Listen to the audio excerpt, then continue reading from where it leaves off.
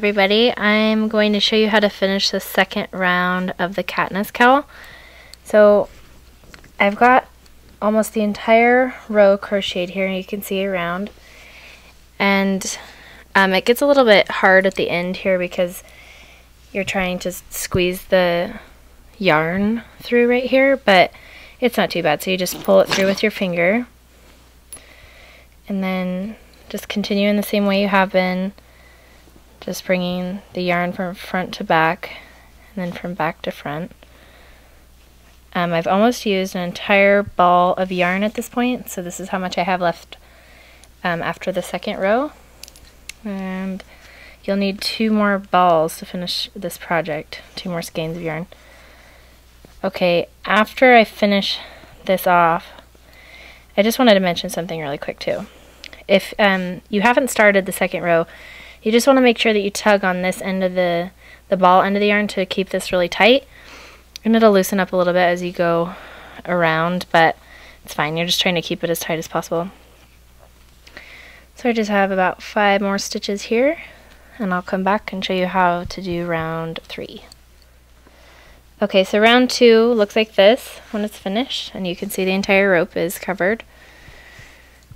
Okay, so I'm keeping my yarn attached, and don't worry if you have a little bit of inconsistencies. At first it's a little bit tricky, so this is the back of the cowl, so it looks a little bit inconsistent, but it gets easier as you go along the row. Okay, so you're going to be SC2 together, so single crocheting 2 stitches together into these stitches here, just like a regular crochet. So just grab the ball end of your yarn and insert your hook, yarn over, pull through 1, insert your hook again, yarn over, and then pull through all 3. Okay, so you continue in that same fashion. You insert your hook into the next stitch, yarn over, pull through 1, insert your hook into the next stitch, yarn over. You have 3 loops on the hook, yarn over, pull through all 3. So the purpose of this is to make this row not quite so bulky. So if you didn't do this step, it would be your cowl would just be really wide. It'd just be going out wider. So we're going to do round 3 is a decreasing single decrease crochet row, and round 4 is the same. And then after you get past those rounds, then you can go ahead and start with the herringbone pattern.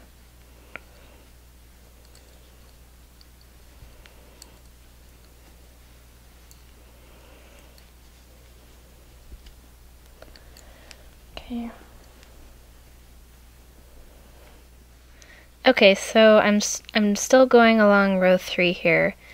I just wanted to mention one more thing. So when you get to the end of row 3, you're going to turn for row 4. So a turn just looks like this. You just turn your work around and start working back into these stitches.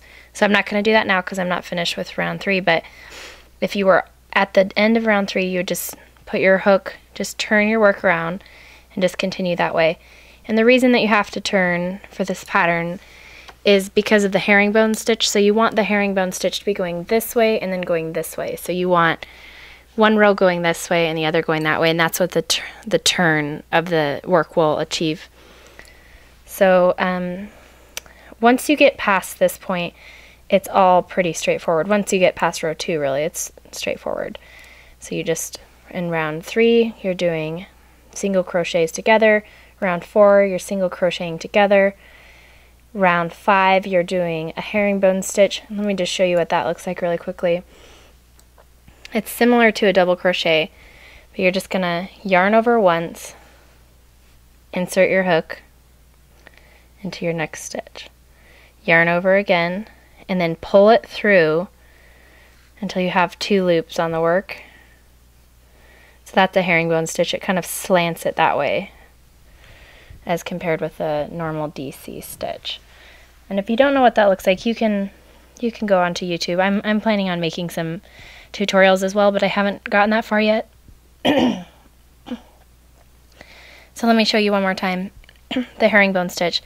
Yarn over, insert your hook into the stitch, yarn over again, and then now you have 3 loops. You're going to pull it through the first of the 2 loops, yarn over again, and pull it through 2.